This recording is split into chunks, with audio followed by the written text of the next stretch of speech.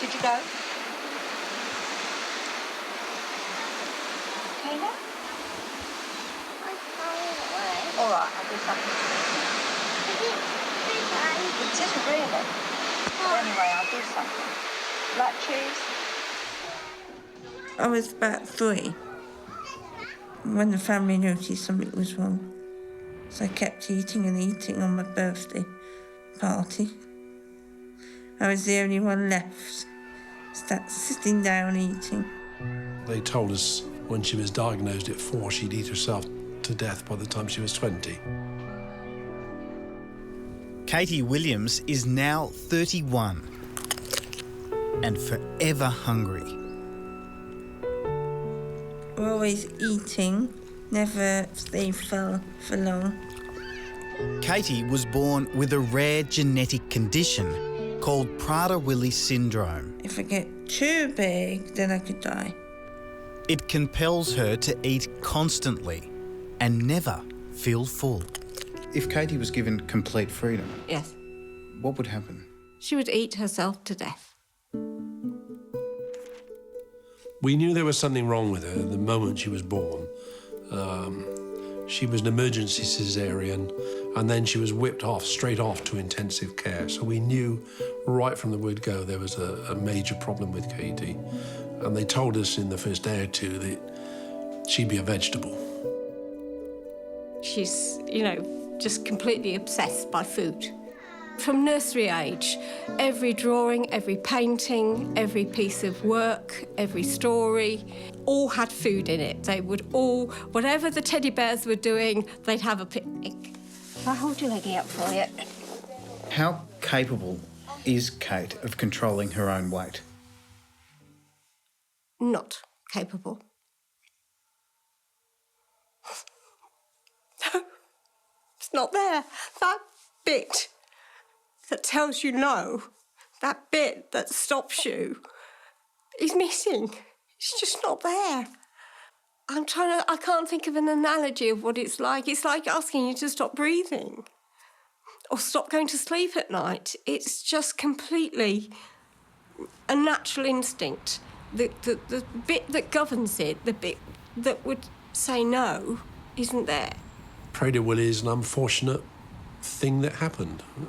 It could have happened to someone else. It happened to Katie. The syndrome was given a name in 1956, but long before that, it was documented in Renaissance paintings. When a baby with Prader-Willi is conceived, the 15th chromosome is damaged or missing. It affects the part of the brain that controls hunger. The result? A constant, uncontrollable urge to eat. Sometimes I feel like 2 people, the good and the bad. There's so many things that I can't have, but I do love crisps, chocolate, but my daily allowance is 1,300, and there are far too many calories that I'm allowed per day. But it's hard to resist chocolate, and I do love dairy milk.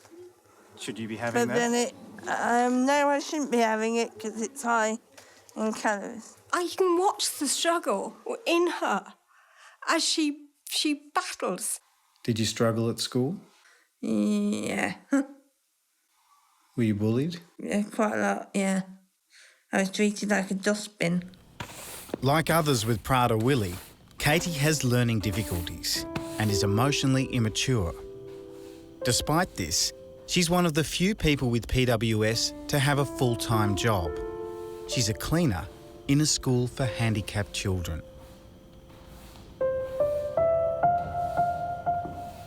And when the kids have gone home, she dances like no one's watching. Another symptom of the cruel disorder is infertility. Go to sleep, my puppy. She would dearly love to be able to have a child. You're so gorgeous, Emma. And even though I brought her up from a toddler, knowing that she can never have children. I think that's probably one of the hardest things that she's ever had to deal with. Katie's parents are now divorced and share her care. She lives 5 days a week with her father Put your tin up. and weekends with her mother. Yes, yeah, that'd be quite nice. It's like living with somebody that's an addict. You got it? That ought to be your last, because you've had quite a few now, and you had the pairs as well. Her whole life is governed by when the next meal's coming and what she's going to eat for the next meal. And she'll finish breakfast and she'll be talking about what she's going to have for lunch. And then she'll finish lunch and she's already thinking about her evening meal. First time I seen beef pink. And so you've got this balance the whole time between how much she can have, but constantly waging the war with how much she'd like to have.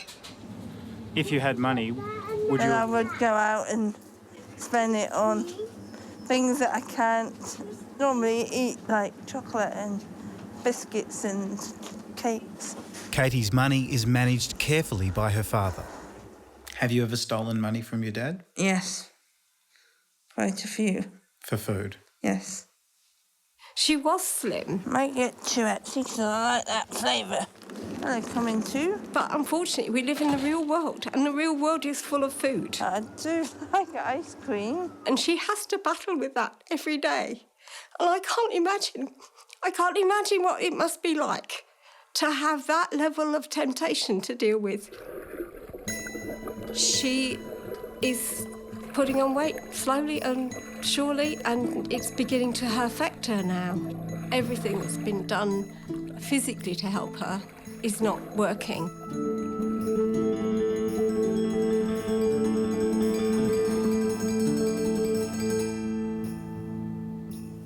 Every morning, Kate records her weight. How much do you weigh today? Today I weighed about 132 kilograms. Does that upset you? I do get down when my weight's high. I do tend to nibble because I'm a bit miserable, upset. And then it just goes round in the vicious circle. At Cambridge University, Just going to shut you in now. Katie is giving herself to science to find a cure for this complex disorder. People with Prader-Willi syndrome don't feel pain in the same way. They don't have a vomit reflex. So she wouldn't be sick if she ate too much. So she can't have a stomach band because her pain threshold isn't normal, and a stomach band could burst, and people with Prader-Willi syndrome wouldn't know that it had burst. And so we're running out of options now, and the weight is gradually swallowing her up. I desperately would like to see her in some care. What are some of the most touching things they've said to you? You saved my life. If I hadn't come here, I'd have died. You saved my life. It was just such an exciting moment. You've lost over 100 kilos. 100 kilos. So proud. Oh, God. I get a good feeling, yeah. Birds flying high, you know how I feel. Sun in the sky, you know how I feel. From the minute he walked out my front door and was on his own or was with someone else, I had no control. If it was summertime, there was fruit on trees, he'd climb the tree and eat most of the fruit on the tree. He'd go to supermarkets and go through the aisles, eat what he wanted and just leave. He would eat frozen mince, frozen chicken, anything in the freezer actually, he'd just get it and just eat it. He wouldn't even wait for it to defrost. He'd eat it frozen. How, I don't know. James Papadopoulos was the youngest of 3 children. Born in Melbourne, he was 12 when he was diagnosed with Prader-Willi syndrome. Zoe is his mum. He was a happy child until after he was diagnosed. Then he started becoming angry. Unfortunately, because he was diagnosed so late in life, we could not put locks on the fridges, could not put locks on pantries. We did put a lock once, but he just took the bolt cutters and just cut it off. It's a horrible disorder because they live and breathe only for food, how to get the next meal, how to get the next piece of fruit or anything. Their mind is only on food. Nothing else matters in life. Food. James's father was his best friend, but in 2009, his dad died suddenly. The grief was too much for James. At the age of 22, he made the decision to eat himself to death. Life to him meant nothing now. Without his dad, he adored his dad. His dad adored him. Now he didn't have his dad.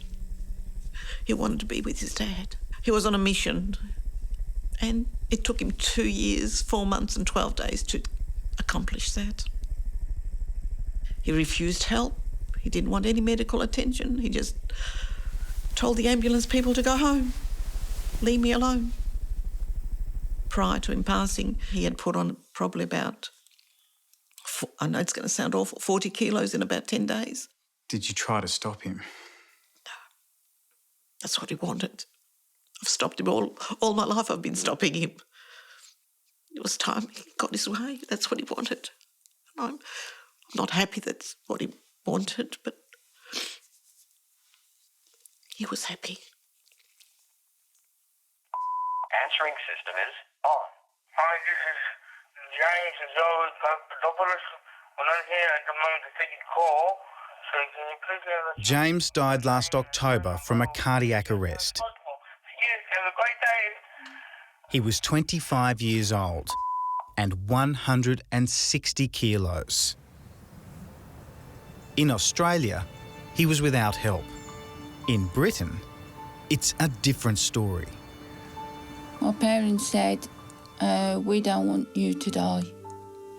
And so they sent you here. How long have you been here? For 10 years now. And how long do you intend to stay? For the rest of my life.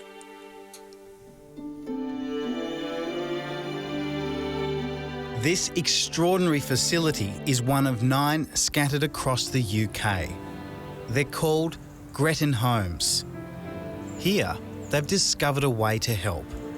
A radical approach to extreme weight loss for those with this extreme condition. How many people live in this house? 17 people with PWS. What are some of the most touching things they've said to you? You saved my life. That's been and that was really heartfelt. If I hadn't come here, I'd have died. You've saved my life. And I'm going to cry now, so stop it. It brings a tear to your eye, that does. Those who want to cheat the system find it almost impossible to do so. Anywhere there's food, there's padlocks. Basically have to keep the bins locked up with a combination key because they would actually go through the bins and search for food. To what extent will they go to get food? Some people will eat inappropriate, inedible things. Other people will food seek after meals. So if there's a crumb on the floor, they'll try and pick it up.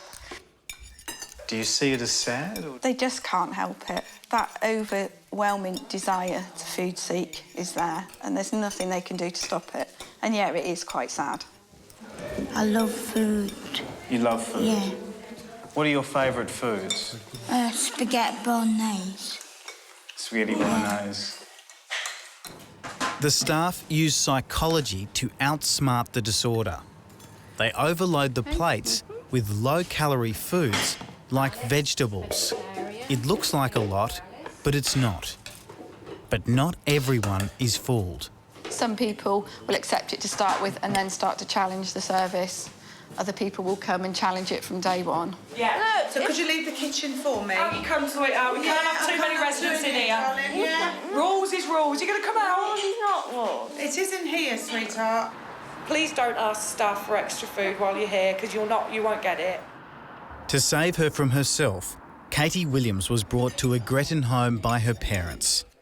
They hoped she'd adjust to the rules. While you're with us, you need to try and work to the same regime as what we do, OK? I can't. So you don't even think you can manage for 24 hours? She was only in Gretton Homes for one night. She screamed and she shouted and she had a full-blown temper tantrum like a 2-year-old. I said it was like a prison cell, and it is like a prison cell. Oh, right, yeah.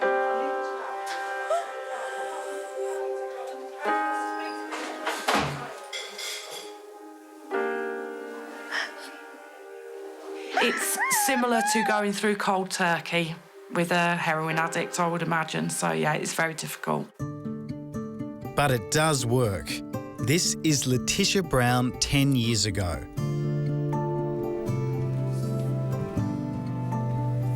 This is Leticia today. I was 167 kilos. And now? And now I'm 65 kilos. So you've lost over 100 kilos. 100 kilos, yeah. I've lost 100 kilos. All right? Yeah. Residents are weighed weekly to monitor their progress. 37-year-old Leticia is one of their biggest losers. 10 stone 4. Well done, Leticia, you've lost a pound. Well done. How do you feel? Wonderful. I'm able to see myself in the mirror and I feel good. The secret to this place is that to save your life, you have to make a lifelong commitment. Does it upset you that your sister is almost held under lock and key? No. No, because I've lived with her, being in an environment that is very loose. Morning, Dish.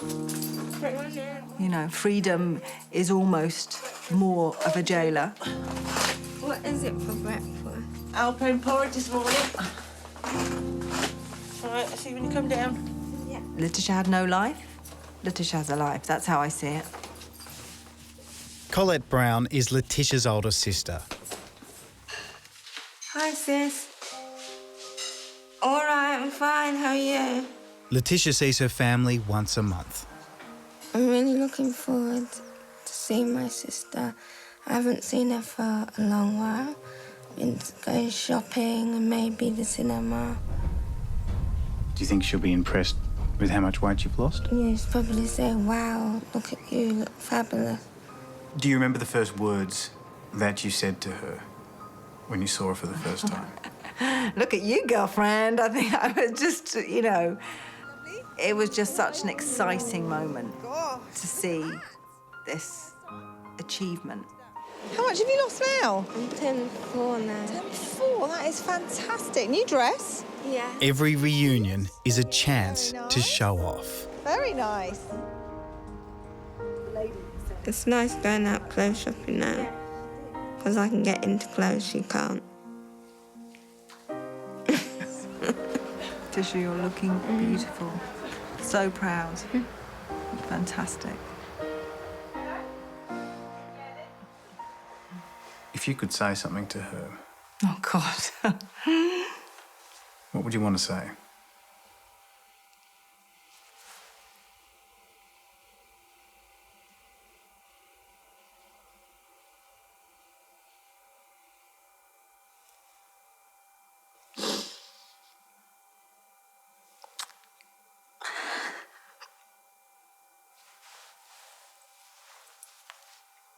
Just that I love her. Birds flying high, you know how I feel. Sun in the sky, you know how I feel. Breeze drifting on by, you know how I feel. People think they're fat, they're ugly, they're unlovable. But as the weight comes off and lots of praise and lots of support from the staff, the self-esteem does rise and they see themselves as a part of a community. Yay! Who to now?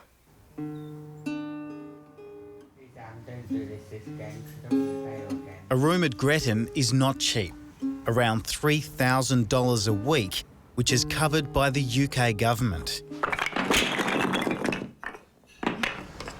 In Australia, there's hardly any support, and the cost could not be higher. Just every day, listening to your son say, "Mum, I want to die, I want to go, I don't want to live." That was heart-wrenching. What did you say to him? Before he passed away,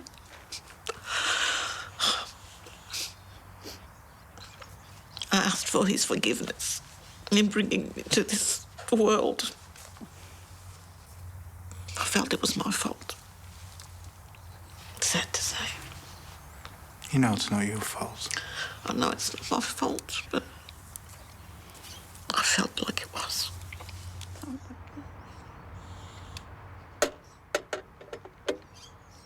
It's extremely brave for you to share your story.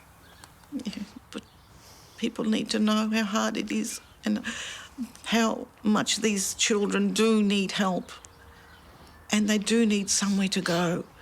If there was proper care available in Australia, do you think James would still be alive today? I think so. He's back in his dad's arms, just where he wanted to be. And I'm hoping he's eating everything in sight.